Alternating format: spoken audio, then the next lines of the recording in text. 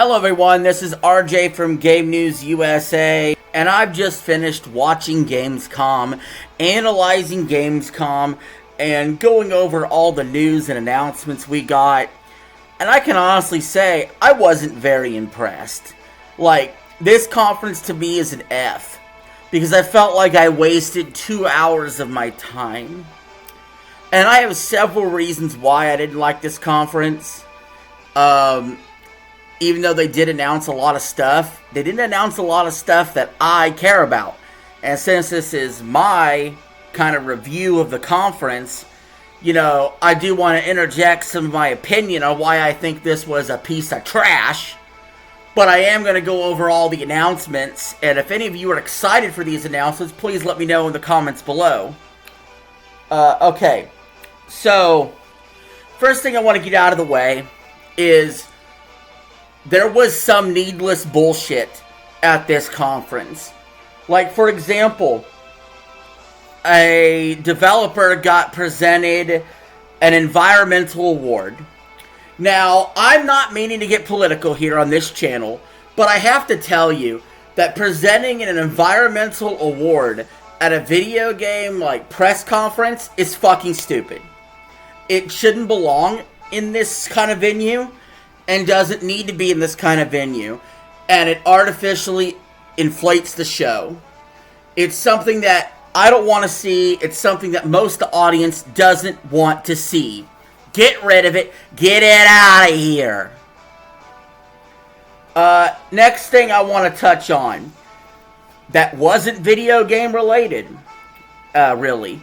There was a guy that came on stage crying, bawling his eyes out like a little twerp because he's announcing that there's 15 episodes of this series coming on Amazon December 10th called Secret Level. Guarantee you this is one season and done, and there was no reason for this dude to be bawling like a baby on stage over something so stupid. So, sorry if I'm being harsh right now, being an asshole. It's kind of my thing. Sometimes I am. It didn't belong at the show. With those two things out of the way, let's get to the actual games that were announced.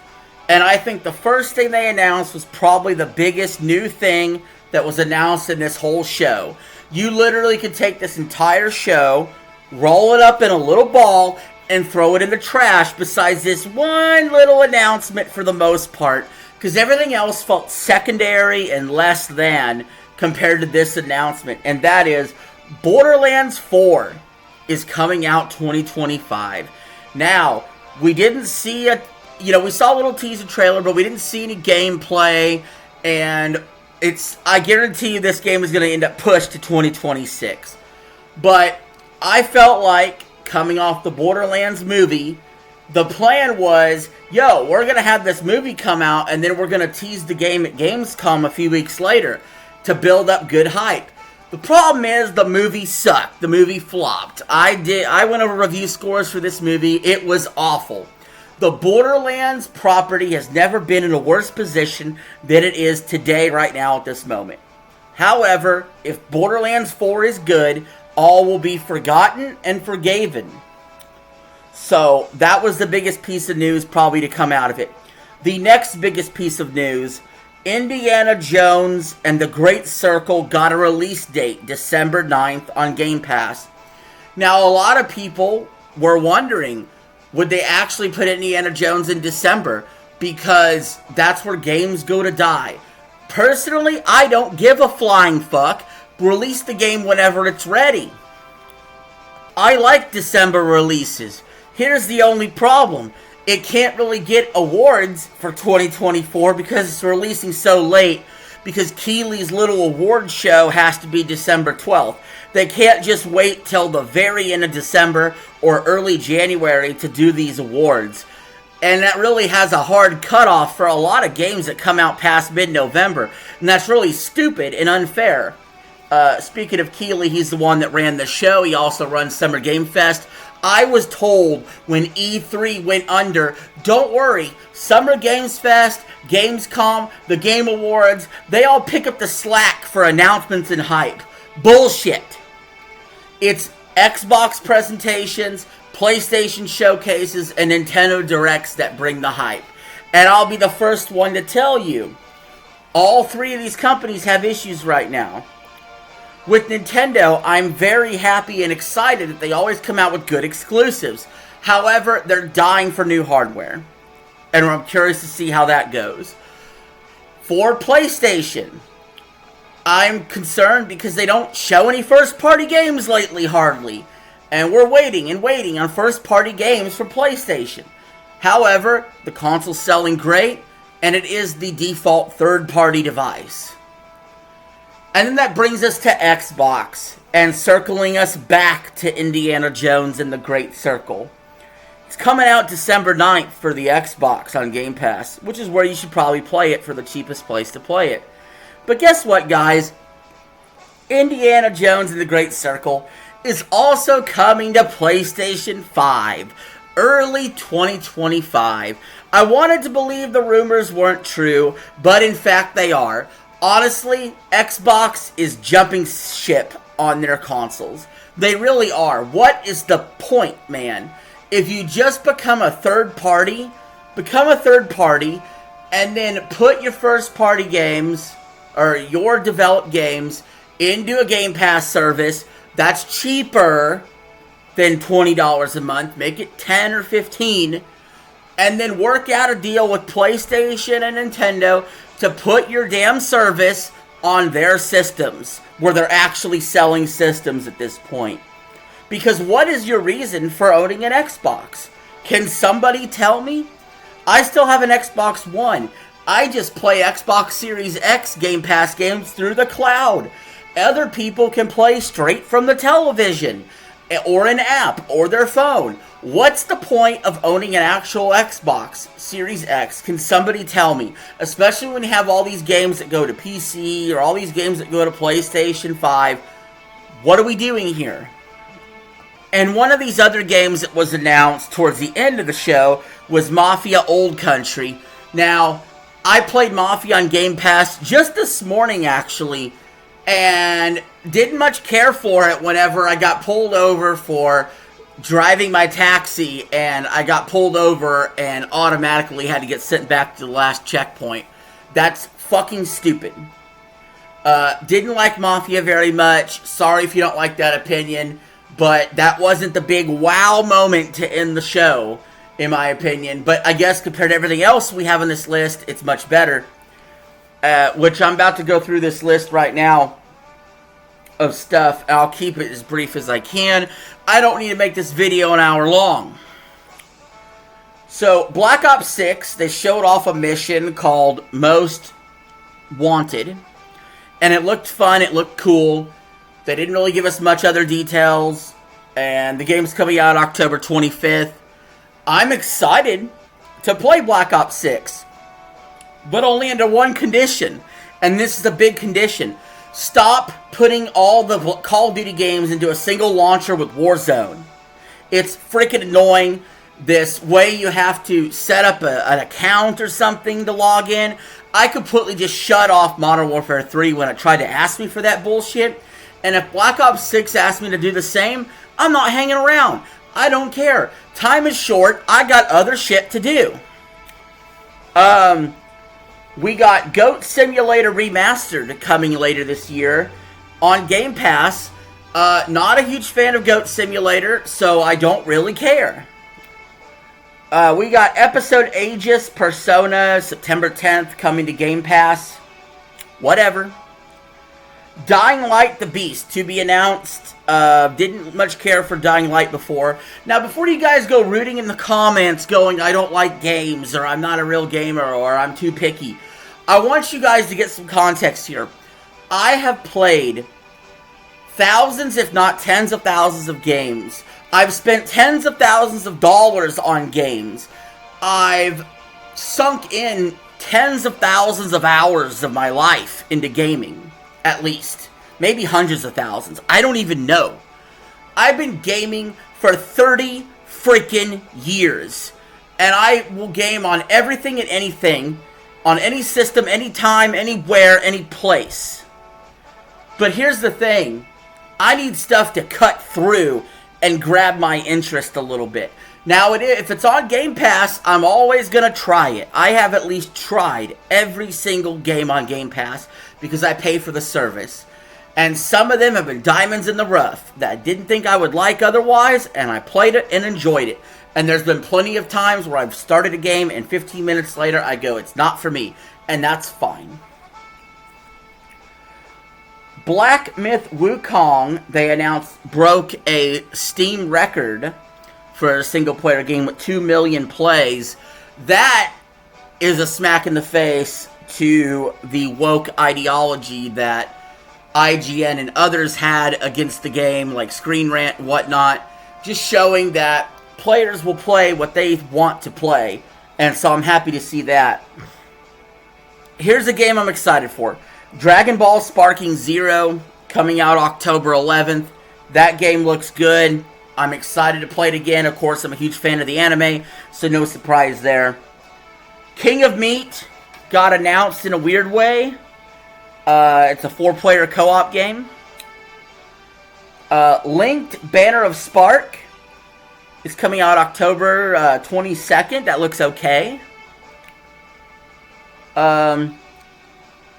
Lost Records Bloom and Rage comes out February 18th, 2025. I have some minor intrigue here to possibly buy this game.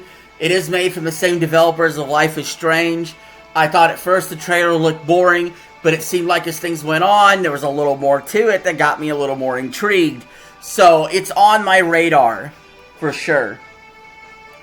No More Room in Hell 2 coming 2024. It's alright. Arc Raiders coming 2025. Little Nightmares 3 was announced and it's on the way. Hurdling coming in 2025. Masters of Albion coming to Steam. That game looks like hot garbage. Like, Peter Molyneux made it with a small team, and it's definitely not what I'm looking for in a video game. So, hard pass on Masters of Albion. It doesn't even hold a candle to something like Fable. Infinity Nikki. Label itself has the coziest game ever, and I will not be playing it, but I'm sure some of you will like it and might enjoy it. Warhammer 40k Space Marine comes out September 9th. I want someone to explain something to me. Why is it I feel like I could get 60 fucking million Warhammer 40k games in every 5 years, but it takes 7-8 years to make a 3D Mario, or it takes 11 years to make a Mario Kart, or 13 years to make a Grand Theft Auto? Like, can someone explain that to me? How is Warhammer 40k feel like they're getting a game every year? Pump, pump, pump, pump, pump, pump, like it's Call of Duty. How do they have the audience for that? How do they have the time, money, and resources for that? I do not know. Predecessor is free to play as of today, and honestly, I may check that out. It looked okay. It looked pretty good, actually. Path of Exile 2 coming November 15th. Looks like Diablo. What else can I say? Dune Awakening comes early 2025. I actually thought the game was a lot more methodical than I thought it would be, and less action-oriented than I thought it would be. And I'm a little less interested than maybe I was before with Dune, but we'll have to see what happens. Reanimal was announced, which also, once again, surprised me that even though that was the studio that made Little Nightmares 1 and 2, and now they make Reanimal, Little Nightmares 3 is coming anyway. So, a little surprising there. Genshin Impact is coming to Game Pass November 20th. I'm excited to check this out. I've always heard so many things about it. People have been telling me to play it. Come on, please play it. Try it. See if you like it. Well, I will when it comes to Game Pass. I'll let you guys know what I think. Monster Hunter Wilds is coming 2025. Look, Monster Hunter always looks awesome. And I believe before there was Souls game genre, Monster Hunter kind of filled that role. Here's the truth, though. And this is nothing against the game. This is all my issue. I suck at Monster Hunter. I'll be the first to tell you. Look, guys, I'm an impatient bastard when it comes to how I play games. Like, I'm not sitting here saying I can't do hard things, because I've done some hard tasks in games. I've beaten intense boss battles on Super Smash Bros. Brawl. When I'm motivated, I definitely get into things. But when the pace of the action can be methodical sometimes, and I'm a kind of run and gun hack and slash guy constantly, and it just doesn't always work, that is where sometimes I run into an issue with a game like Monster Hunter, and that's why I'm a little less excited than most of you might be. Nakura Cross Tomb Raider coming August 28th. I might check that out. Fatal Fury City of Wolves coming in 2025. I love the trailer. I definitely did. And I like the visuals, if you know what I mean. I definitely did. But yeah, that game coming 2025, I'll definitely check it out. And here's some other things that are going to irritate me. Netflix having games. Are you kidding me? I could barely sometimes get the Netflix app to work properly on my Roku television. And apparently they have video games, and they have a series called Momentum Valley, and I guess 1, 2, and 3 are all coming out this year. If any of you play that, let me know if it's actually any good. Civilization 7, coming February 11th, 2025. I'm sure it's a good game, it's just not my cup of tea. Now, we get to the Starfield stuff. Shattered Space, coming September 30th, 2024. Surprised it isn't going on PlayStation either, thanks to Xbox's new strategy. But anyway, September 30th, 2024, Shattered Space, and they're adding vehicles, which would have been really fucking helpful when I put 70 hours into Starfield originally. No, I'm not going back. Yes, I enjoyed the game. I actually gave it a 10. Like, call me crazy. I really freaking like Starfield. But I have no desire to go back whatsoever for Shattered Space, or just because you can ride on vehicles. I'm done. I thoroughly enjoyed and explored that planet. I actually beat the game multiple times going through the ending that you do, and New Game Plus. So yeah, I'm good on Starfield. But I hope if anybody else hasn't tried it yet, it gets them to pick it up and they like it. Marvel Rivals coming December 6th. I believe they said this is a free game, which I will definitely check out, especially if it's free. Age of Mythology is coming September 4th to Game Pass, so I'll be checking that out. Towerborn September 10th coming to Game Pass. Actually been somewhat excited for this game and to see the finished product finally. I felt like it's been forever. This game already should have come out. Delta Force coming October 2024. I've recently seen, I think, Destin Legary play some of it, and it looked cool. So, Kingdom Deliverance 2 coming February 11th. Now, here's something that irritates me. Batman Arkham Shadow is coming October 2024. You're probably thinking, why does it irritate you, RJ? Well, here's the deal. The game looks cool. It looks like an Arkham game I'd like to play. Here's the problem. You can only play it on MetaQuest. Meanwhile, we got crappy-ass Suicide Squad, but this Batman Arkham game has to be behind MetaQuest. That is so stupid. Guys, VR is dead. It is dead. It's done. No more VR. Move on. Go back to putting these games on traditional consoles. VR won't work. It's a failure. A flop. A disaster. A financial boon. Leave it behind. In the past, like 3D TVs. We don't need it. And put this Batman Arkham game on regular ass consoles. Thank you. Zenless Zone Zero was announced, and Honkai Star Rail was announced as well. think there's a lot of games that people that like Japanese stuff would really enjoy, which I sometimes do myself, RPG-wise and whatnot.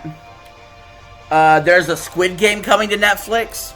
That's cool, bro. I'll stick to the show and call it good. But that game looked better than the other Netflix games. I'll give it that. Unknown Awakening coming October 18th. Arena Breakout Infinite has early access coming later this year. Berserk Kaizen coming early 2025. Aura History Untold coming September 24th, which looks like another Civilization style game. Dark and Darker mobile game. Don't even announce mobile games at this show. We don't want to hear it. We don't care about mobile. We are console gamers or PC gamers. Stop force feeding us mobile and VR. Stop it. Stop. I'm fucking sick of it. No more. Floatopia announced for 2025. And then we get to something else that irritates me. World of Warcraft DLC was talked about, and an Overwatch 2 skin. However, why is World of Warcraft not coming into Game Pass? They're celebrating 20 years of World of Warcraft. Why are people still playing World of Warcraft? Where's World of Warcraft 2? And why isn't World of Warcraft being moved to Game Pass? For God's sake, Microsoft, you own Activision and Blizzard.